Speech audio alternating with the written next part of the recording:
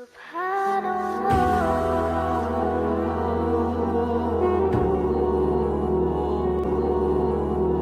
السلام علیکم ورحمۃ اللہ وبرکاتہ۔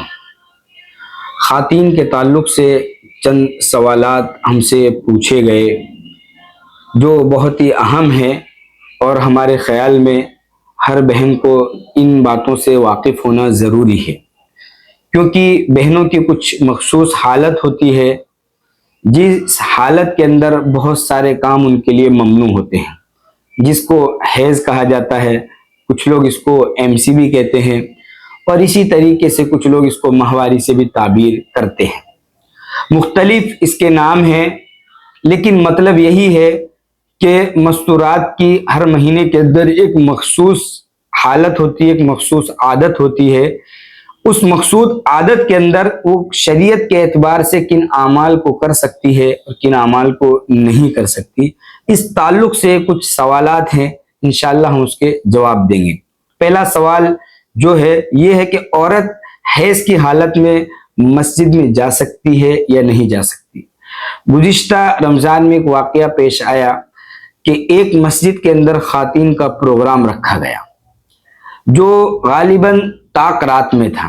ہمارے پاس اس وقت یہ فون آیا کہ مسجد کی بالائی منزل اوپری حصے کے اندر مرد حضرات کے لیے انتظام کیا گیا ہے، اور مسجد کی جو نیچے کی منزل ہے اس میں خواتین کے لیے پردے کے ساتھ معقول انتظام کیا گیا ہے۔ اب سوال یہ ہوتا ہے کہ یہ مخصوص حصہ مسجد کی شرعی حد میں ہے، تو کیا وہ عورتیں جو حالت ناپاکی میں ہے، حیض کی حالت میں ہے، ماہواری میں ہے، وہ مسجد میں آ کر بیان سن سکتی ہیں؟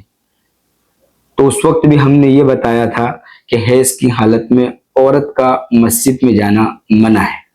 جب وہ اس مخصوص حالت کے اندر ہو، چاہے کوئی پروگرام مسجد کے اندر ہو یا کوئی کام ہو، وہ مسجد میں نہ جائے، مسجد میں جانا منع ہے۔ دوسرا سوال یہ ہے کہ عورت حیض کی حالت میں قرآن پاک پڑھ سکتی ہے؟ قرآن پاک اللہ تبارک و تعالیٰ کا کلام ہے، اس کی تلاوت ہر مرد اور عورت کو کرنی ہے، لیکن جب ہماری بہنیں اس مخصوص حالت کے اندر ہوں تو کیا وہ قرآن پاک کی تلاوت کر سکتی ہیں؟ تو معلوم ہونا چاہیے کہ وہ قرآن پاک کی تلاوت نہیں کر سکتی۔ جب وہ اس مخصوص حالت کے اندر ہو، اس مخصوص حالت کے اندر وہ قرآن پاک نہ پڑھ سکتی ہیں نہ قرآن پاک کو چھو سکتی ہیں۔ اسی کے ساتھ ساتھ یہ سوال پوچھا گیا کہ عورت حیض کی حالت میں روزہ رکھ سکتی ہے؟ تو معلوم ہونا چاہیے کہ حیض کی حالت میں، حالت ماہواری میں عورت روزہ نہیں رکھے گی، بلکہ بعد میں ان روزوں کی قضا کرے گی۔ یہ پوچھا گیا کہ حیض کی حالت میں ہم بستری کی اجازت ہے؟ اس طرح کا ایک واقعہ پیش آیا کہ جب شادی ہوئی تو رخصتی کے دن ہی عورت ماہواری کی حالت میں ہو گئی۔ صبح میں ہم سے مسئلہ پوچھا گیا، ہم نے ان سے بتایا کہ آپ کو رات میں ہی فون کرنا تھا۔ حالت حیض میں ہم بستری کی اجازت نہیں ہے، اس لیے جب ہم اپنی بچیوں کی شادی کریں تو اس طرح کی جو تاریخ ہے ان کا خاص اہتمام رکھیں تاکہ کوئی گناہ کے اندر مبتلا نہ ہو جائے۔ شریعت یہ کہتی ہے کہ حیض کی حالت میں ہم بستری کی اجازت نہیں ہے۔ اب یہ پوچھا گیا عورت حیض کی حالت میں عمرہ کر سکتی ہے؟ عمرہ کرنے کے لیے جاتے ہیں، اور جو تاریخ ہم کو ملی ہے اسی تاریخ میں ہی اگر کوئی بہن حیض کی حالت میں ہو جاتی ہے، ماہواری میں آ جاتی ہے، تو اس کے لیے عمرے کا کیا حکم ہے؟ تو علماء کرام نے لکھا ہے کہ وہ انتظار کرے، اور جب وہ پاک ہو جائے تو اس کے بعد وہ عمرہ کر لے۔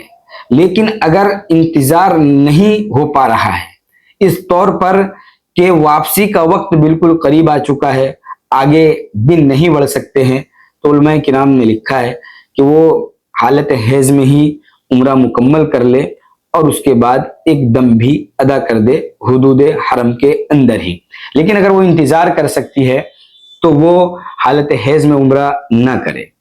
اسی کے آگے یہ سوال پوچھا گیا کہ عورت حیض کی حالت میں طواف کر سکتی ہے؟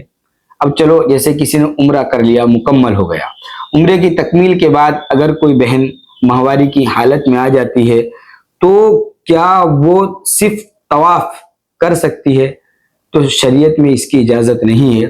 ماہواری کی حالت میں حیض کی حالت میں وہ طواف نہیں کر سکتی ہے۔ ایک سوال یہ پوچھا گیا کہ عورت حیض کی حالت میں دعا مانگ سکتی ہے؟ جی ہاں، دعائیں مانگ سکتی ہے، بلکہ ہم نے بزرگوں کے گھرانوں کے تعلق سے یہ باتیں سنی ہیں کہ ان کے گھر کی مستورات کی عادت ہوتی تھی کہ جب وہ اس طرح کی حالت میں ہوتی، جب وہ ماہواری کی حالت میں ہوتی، تو اس موقع پر بھی وہ حسب معمول اپنا مصلی بچھا کر اس پر بیٹھتی اور دعا اور تسبیحات کا اہتمام کرتی، جس سے گھر کے افراد کو بسا اوقات یہ اندازہ بھی نہیں ہو پاتا تھا کہ یہ کس حالت کے اندر ہے۔ اس لیے ہماری بہنوں کو چاہیے کہ وہ دعائیں مانگ سکتی ہیں، اس میں کوئی حرج نہیں ہے۔ اسی طریقے سے عورت حیض کی حالت میں مسنون دعائیں پڑھ سکتی ہیں۔ جی ہاں، کھانے کی دعا، پینے کی دعا، سونے کی دعا، اسی طریقے سے بیت الخلاء میں آنے جانے کی دعا، یہ ساری کی ساری جو مسنون دعائیں ہیں، یہ سب دعائیں عورت حالت حیض میں پڑھ سکتی ہے، اس پر کوئی پابندی نہیں۔ آگے ہے، عورت حیض کی حالت میں تسبیحات پڑھ سکتی ہے؟ جی ہاں، بالکل تسبیحات پڑھ سکتی ہے، چاہے وہ کلمے کی تسبیح ہو، چاہے وہ درود شریف کی تسبیح ہو، چاہے وہ سبحان اللہ، الحمدللہ، اللہ اکبر تسبیح فاطمی ہو، یا اور بھی کوئی تسبیح ہو، تسبیحات عورت حالت حیض میں پڑھ سکتی ہے۔ آگے ایک سوال ہے کہ عورت حیض کی حالت میں آیت الکرسی اور چاروں کل پڑھ سکتی ہے؟ یہ بہت اہم سوال ہے، کیونکہ آیت الکرسی قرآن پاک کا حصہ ہے، چاروں کل قرآن پاک کا حصہ ہے، تو کیا آیت الکرسی اور چاروں کل حیض کی حالت میں پڑھی جا سکتی ہیں؟ تو یہاں پر علماء کرام نے لکھا ہے کہ پڑھنے کی دو حیثیتیں ہیں، یا تو تلاوت کی نیت سے پڑھا جائے گا، یا وظیفے کی اور دعا کی نیت سے پڑھا جائے گا۔ اگر تلاوت کی نیت سے پڑھ رہے ہیں تو چاروں کل اور آیت الکرسی کا پڑھنا ممنوع ہوگا، اور اگر وظیفے کی حیثیت سے پڑھ رہے ہیں، جیسے کچھ کا معمول ہوتا ہے کہ رات میں سوتے وقت آیت الکرسی پڑھی جاتی ہے، چاروں کل پڑھ کر دم کر کر وظیفے کے طور پر اس کو پڑھتے ہیں، تو اس کی اجازت ہوگی۔ وظیفے کے طور پر پڑھنا، دم کے طور پر پڑھنا، دعا کے طور پر پڑھنا، قرآن پاک کی آیت اس کی اجازت ہے، لیکن تلاوت کی اگر نیت ہے تو اجازت نہیں ہوگی۔ اسی طریقے سے ایک سوال یہ پوچھا گیا کہ عورت حیض کی حالت میں منزل پڑھ سکتی ہے؟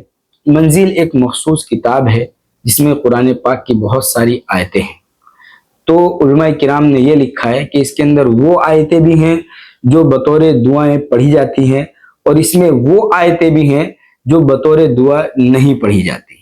اس لیے صرف وہ آیتیں جو بطور دعا پڑھی جاتی ہیں، جیسے چاروں کل ہے، ربنا آتنا فی الدنیا ہے، آیت الکرسی ہے، تو اس طرح کی چیزیں تو پڑھنے کی اجازت ہوگی، لیکن جو آیتیں بطور دعا نہیں پڑھی جاتی، بطور وظیفہ نہیں پڑھی جاتی، ان کو پڑھنے کی اجازت نہیں ہوگی۔ اس لیے منزل کے تعلق سے علماء کرام نے یہ لکھا ہے کہ عورت حالت حیض میں منزل نہ پڑھے۔